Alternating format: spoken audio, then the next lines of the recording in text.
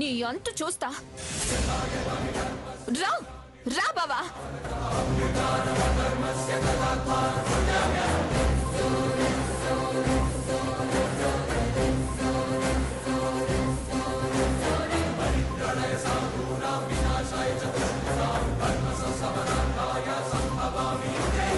ఏమిటండి, దొరికిందా? లేదు మంగ, దొరకలేదు. లేదు నానమ్మా, ఎక్కడ దొరకలేదు. అమ్మమ్మ గారు ఎక్కడ కనిపించలేదు. గ్రాని,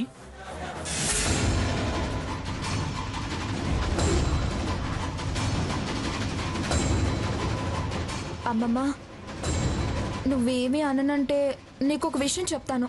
ఏమిటేది? అందరూ అన్ని గదులు వెతికారు కానీ అది దొరకలేదు.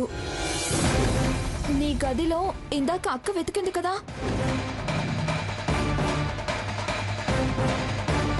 కంగారులో వెతుకుంటుంది, కనపడలేదేమో. ఏమిటి నువ్వు అనేది? ఆ, ఏం లేదమ్మమ్మా, నువ్వు నగ కొనటం నేను చూశాను. నాకు నగల మీదున్న మోజు నీకు తెలుసు కదా. నువ్వు లేనప్పుడు దాన్ని ఒకసారి పట్టుకొని చూద్దామని తీశాను. అంతలో అలికిడయ్యేసరికి గబాల్ని అందులో పడేశాను. పాపం అక్క తను పెట్టిన చోట మాత్రమే వెతికింది, అందుకే దొరకలేదు. నేను ఒకసారి వెతికి తీసుకొస్తాను.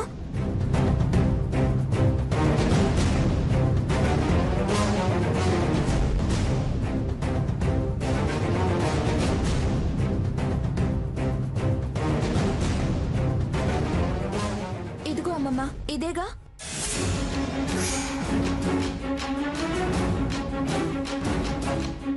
ఇక్కడ ఇంత జరుగుతుంటే మెల్లగా ఇదేనా అమ్మమ్మ అంటూ రాగాలు తీస్తావేమిటే? ఆ ముక్క ముందే చెప్పొచ్చుగా. భయం వేసి ఆగానమ్మమ్మ. బుద్ధి తక్కువదానా, నువ్వు భయపడి ఎంత రభస్ చేశావే. సీతని దొంగ అనిపించావు, అందరినీ అనుమానించేలా చేశావు.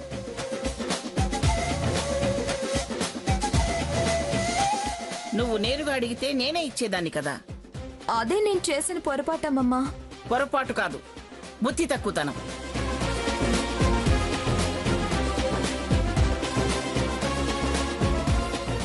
ఏదో ఒకటి భయపడ్డానంటుంది కదా మంగ, వదిలే.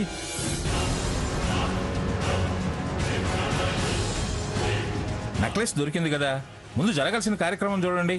పంతులు గారు, మీరు ఆ లగ్న పత్రిక విషయం చూడండి. అయ్యా, ఉభయనిరువురు లగ్న పత్రికలు మార్చుకోండి.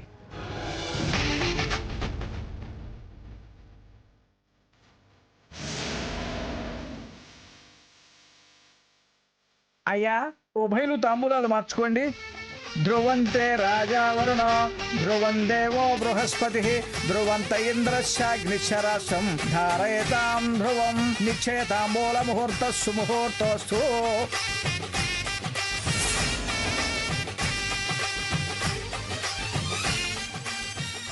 మరి నేను బయలుదేరుతాను, కళ్యాణానికి వస్తాను. మంచిది మంచిది. నమస్కారం.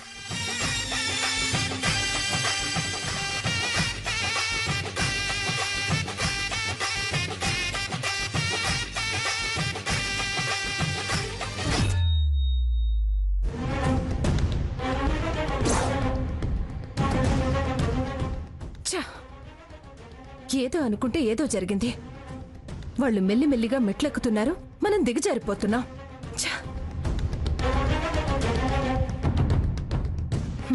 ఇవాళ పత్రిక దాకా వచ్చింది, రేపు పీటల దాకా వస్తుంది. నా పీకకు ముడిపడేలా ఉంది. ఆ పంతులు లగ్న పత్రిక చదువుతుంటే ఎంత అసహ్యం వేసిందో. నా అంతరాత్మ నన్ను ఎంతగా వెక్కిరించిందో. అమ్మాయి, ఇళ్ళ లగ్గానే పండగవుతుందా? పత్రిక రాయిగానే పెళ్ళైనట్టేనా? పెళ్లిదాకా వచ్చినా పీటల దాకా రానివ్వంగా. హారతి, మేము ఉన్నాం కదా, నువ్వేం భయపడకు. అప్పుడే అంతా అయిపోయినట్టు అలా మాట్లాడతావి?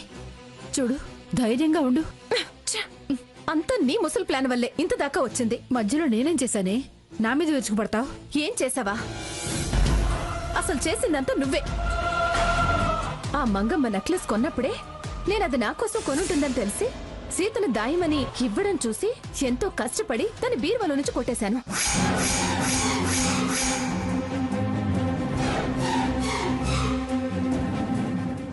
ఆ విషయం నీకు చెప్పడమే నేను చేసిన తప్పు. తప్పు హారతి. ఆ ఇంట్లో ఉన్న పరాయిదానివి నువ్వే, నీ మీదకే వస్తుంది అని నన్ను భయపెట్టి తిరిగి ఆ ఇంట్లో పెట్టమని ఓ పుచ్చు సలహా ఇచ్చావు.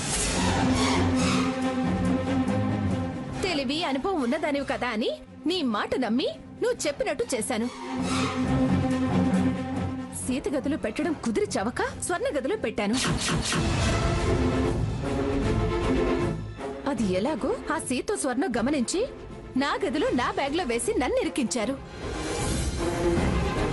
వాళ్ళని దొంగలు చేయబోయి నేను సాకేత్కి దొంగగా దొరకాల్సి వచ్చింది. పిచ్చి సలహా ఇవ్వకపోతే నీ దగ్గరే దాచుంటే ఇవాళ ఆ నగ కోసం గొడవయ్యి లగ్న పత్రిక ఆగేది. ఆ సీత దొంగ ఏది అంత నాశనం చేశావు. హారతి, ఇలా అవుతుందని నేను మాత్రం కలగన్నానా? అది దొరికింది. ఆ స్వర్ణ తీయబట్టే నువ్వు బతికి బయటపడ్డావు. లేకపోతే పత్రికే కాదు, బలవంతంగా నీకు పెళ్ళే చేసేది. ఆ మంగమ్మే సంజయ్తో నీకు తాళి కట్టించేది. నీ తోలు తీసి దాన్ని తరివేసేది. అవును, ఆ నగ స్వర్ణ మంగమ్మ గదిలో దొరికిందని తీసుకొస్తే నా దగ్గర దొరికింది, నేను సాకేత్ దగ్గర దొంగనయ్యానంటావేంటి? అది ఆ స్వర్ణ తన మొగుణ్ణి రక్షించుకోవడానికి ఆడిన నాటకం. నాటకమా? అవును, అది నా గదిలోనే నా బ్యాగ్లోంచి సాకేత్ తీశాడు. అతను అది కొట్టేసినప్పుడే చూశాడు.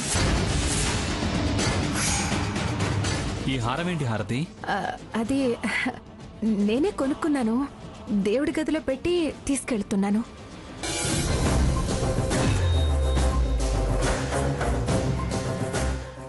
నేను సాకేత్ ని బ్లాక్మెయిల్ చేయబోతే ఆ స్వర్ణ వచ్చి నా గూబ పగలగొట్టి ఆ డ్రామా ఆడింది.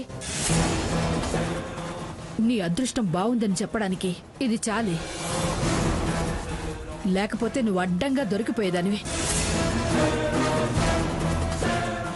ఏదైనా ఆలోచించి పెళ్ళాపుదాం కానీ నువ్విక దాని గురించి ఆలోచించుకో. నాకు నమ్మకం లేదు భాగి. ఆ సంజయ్ నాకు మొగుడే ఎలా ఉన్నాడు? కాదు అని నేను చెప్తున్నాను కదా. ఇక వదిలే. ఎదురుగా పత్రిక నన్ను వెక్కిరిస్తున్నట్టు అలా కనపడుతుంటే ఎలా ఎలా వదిలేయమంటావు? దీని వంక చూస్తేనే నాకు ఒళ్ళు మండిపోతుంది.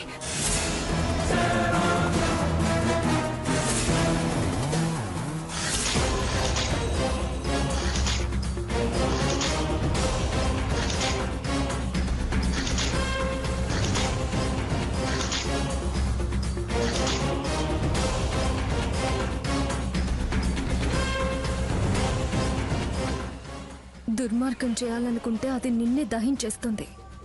నీ పెళ్లి సంజయ్తో జరగకుండా ఎవరు కాపాడతారో నేను చూస్తాను.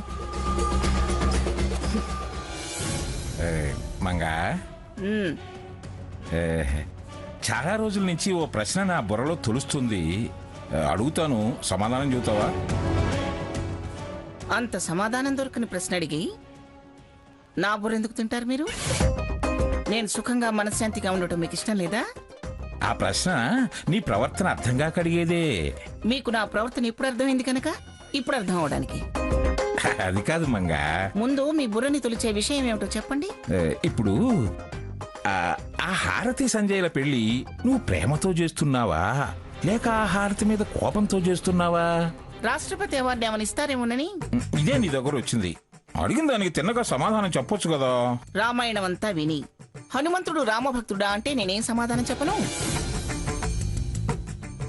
ఆ హారతి వాళ్ళు వచ్చిన దగ్గర నుంచి జరిగిందంతా మీకు తెలుసుగా. అయినా ఇప్పుడు మీరు ఈ ప్రశ్న వేస్తే నేనేం చెప్పను? ఆ దరిద్రాన్ని వదిలించుకోవడానికి ఈ పెళ్లి చేస్తున్నాను. సరేనా? మరి ఆ హారతి మాటలు పట్టించుకుని సీతను అనుమానించడం ఎందుకు?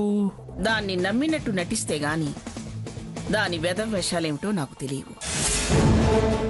మంచనిపించుకుంటే గాని అది నా కట్టడిలో ఉండదు. అది నన్ను నమ్మించి మోసం చేయాలని చూస్తుంది. నేను దానికి విలువిచ్చినట్టే ఇచ్చి దెబ్బ కొట్టాలని చూస్తుంది. వామ్మో, నువ్వు సామాన్యురాలు కాదు మంగా. మీలాంటి అమాయకుడు చేసుకున్నాక తప్పక నేను ఇలా తయారయ్యాను. మీ ప్రశ్నకు సమాధానం దొరికిందిగా, ఇక పడుకోండి. ఇవాళ ఇవాళ లేదు, రేపు లేదు, ఇక పడుకోండి. హా, నాకు నిద్ర వస్తుంది, నన్ను పడుకుని ఉండి. ఏమండోయ్, చేతనైతే ముందు ముందు అది ఎలాంటి ఎత్తులేస్తుందో, దాన్ని ఎలా తిప్పి కొట్టాలో ఆలోచిస్తూ పడుకోండి. Good night.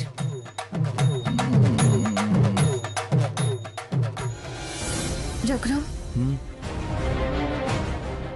ఆ హారతి ఇంకా సాకేత్ని తన వైపు తిప్పుకోవాలని చూస్తుంది. నువ్వింకా ఆలోచన నుంచి బయటికి రావా సీత?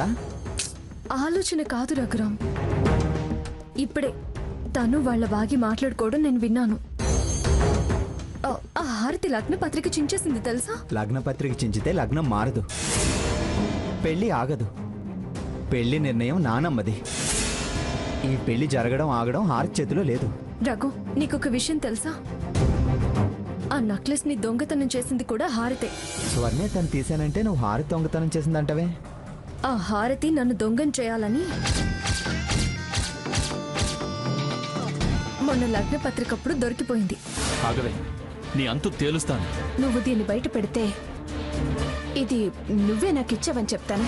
నా పెళ్లి కానుకగా ఇస్తూ నిన్ను నా గుండెల మీద ఊహించుకోమన్నావని చెప్తాను. చివరికి సాకే తిరుకుని పడేసరికి స్వర్ణ ఆ నిందని తన నెత్తి మీద వేసుకుంది. నిజమా సీత? నీకు అబద్ధం చెప్తాను రఘు. హారతి ఇన్ని నాటకాలు ఆడుతుందా? నీ మీద నిందలేసి నిన్ను నానమ్మ ముందు దోషిగా నిలబెట్టాలని చూస్తుందా? ఇంత జరిగాక, ఇంత దాకా వచ్చాక కూడా ఇంకా సాకేతిని దక్కించుకోవాలని చూస్తుందా? సీత, నువ్వు ధైర్యంగా ఉండు. ఈ క్షణం నుంచి తన మీద, తన ప్రవర్తన మీద నేను ఒక కన్నేసి ఉంచుతాను. ఎలా అయినా సంజయ్తో పెళ్లి జరిగేలా చేద్దాం, ఓకేనా? స్వర్ణ, చాలా థ్యాంక్స్. థ్యాంక్స్ దేనికి బావా? ఆ హారతి ఆ క్షణం తను చేసిన దొంగతనాన్ని తెలివిగా నా మీదికి నెట్టి నన్ను గ్రానీ దగ్గర ఇరిగించాలని చూసింది. నువ్వు టైంకి రాకపోతే నేను ఎంత బ్యాడ్ అయ్యేవాణ్ణి. అది తెలివి కాదు బావా, అతి తెలివి. అలాంటి వాళ్ళు 100 మంది ఒకటైనా మా బావని ఏం చేయలేరు. నువ్వు తలదించుకునే పరిస్థితి వస్తే నేను తలదించుకున్నట్టే కదా బావా. అది తప్పు తను చేసి నన్ను బ్లేమ్ చేయాలని చూసింది. తప్పు తన మీద వేసుకుని నన్ను స్వర్ణ రక్షించింది. సారీ స్వర్ణ. మళ్ళీ ఈ సారీ ఏంటి బావా? నేను చాలాసార్లు చాలా రకాలుగా హర్ట్ చేశాను కదా, అందుకు. ఇప్పుడు నువ్వు హార్ట్ లో పెట్టుకొని చూసుకున్నావు కదా బావా, అది చాలు. అప్పుడు నేను నిన్ను అనరాని మాటలు అన్నాను కదా, దానికిది చెల్లైపోయింది. ఇంక నువ్వు దేని గురించి ఆలోచించుకో.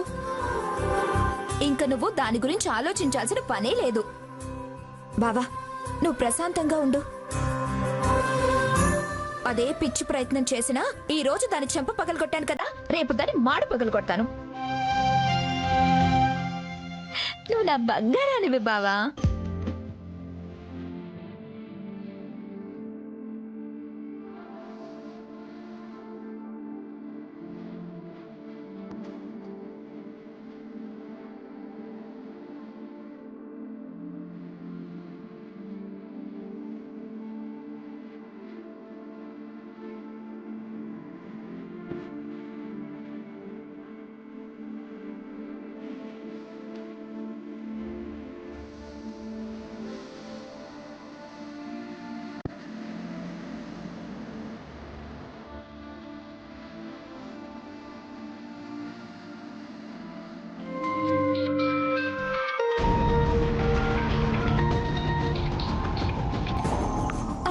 ఇది దాని నెంబర్ కదా బావా? అవును, ఎందుకు ఫోన్ చేసిందో అదే అర్థం కావట్లేదు. మళ్ళీ ఏదో నాటకం మొదలు పెట్టినట్టుంది. లిఫ్ట్ చేయి. హలో, ఏంటిది? కాల్ కట్ చేసింది. ఓహో, నేను హలో అన్నానా? కాదు, మిస్గైడ్ చేయాలని చేసుంటుంది. దాని సంగతి రేపు తెలుస్తా. బావా, దాని దొంగ వేషాల గురించి ఆలోచించుకో. పద వెళ్ళి పడుకుందాం. రా బావా.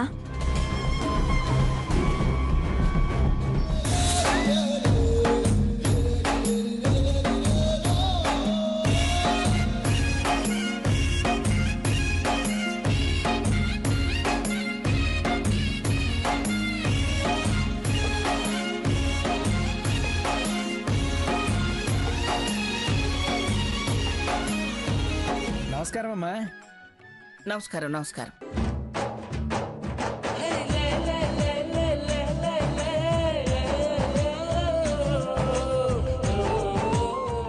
పూజారి గారు, శుభలేఖ దేవుడి దగ్గర పెట్టి వధూవరుల పేరున అర్చన చేయించండి. అలాగేనమ్మా.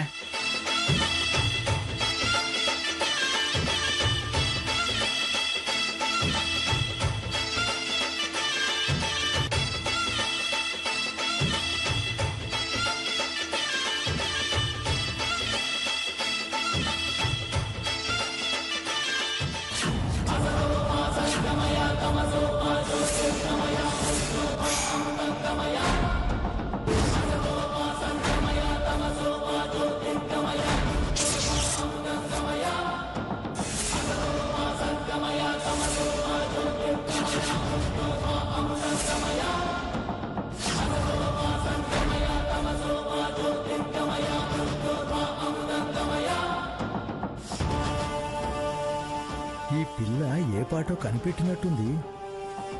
ఏంటి అలా చూస్తోంది?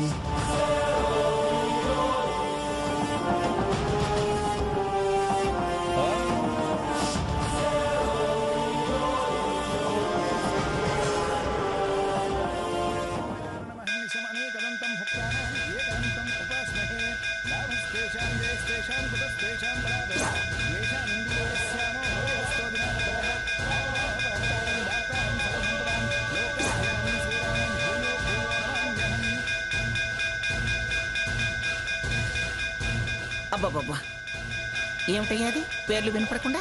ఘంటారామం శంకారామం శుభసూచకం అండి. అయినా పేర్లు వినపడాల్సింది వినాల్సింది దేవుడు కదా. ఆ విషయం నాకు తెలుసులే, మనకు తృప్తి ఉండాలి కదా.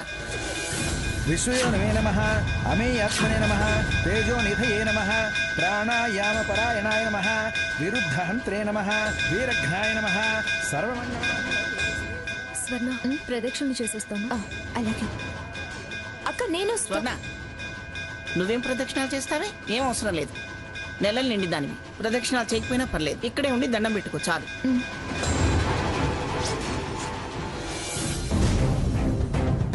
హారతి. ఏంటి, గుడిలో కూడా డ్రామాలు ఆడుతున్నావా? డ్రామాలేంటి డ్రామాలు? నేనేం డ్రామాలు ఆడటం లేదు. ఎవరూ గమనించలేదు అనుకుంటున్నావా? నువ్వు పత్రికలో పేరు మార్చి పూజకిచ్చావు కదూ.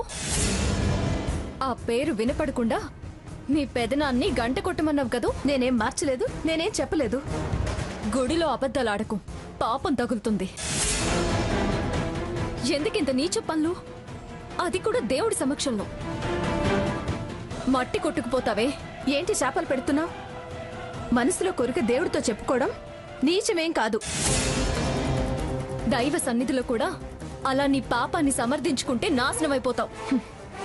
అదే ప్రాంగణంలో తోటి మనిషికి శాపనార్థాలు పెడితే సర్వనాశనమైపోతావు. ఏంటే, తప్పు తెలుసుకుని దేవుడి ముందు తప్పయిందని చెప్పి చెంపలేసుకుంటావని చాటుగా వచ్చి చెప్తుంటే సిగ్గు లేకుండా ఎదురుదాడి చేస్తున్నావు. ఆ దేవుడు నిన్ను క్షమించుడు హారతి.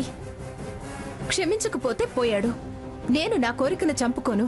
ఇప్పుడు నువ్వు చేసిన వెదవ పని అమ్మమ్మ గారి ముందు బయటపడితే నిన్ను చంపి పారేస్తుంది.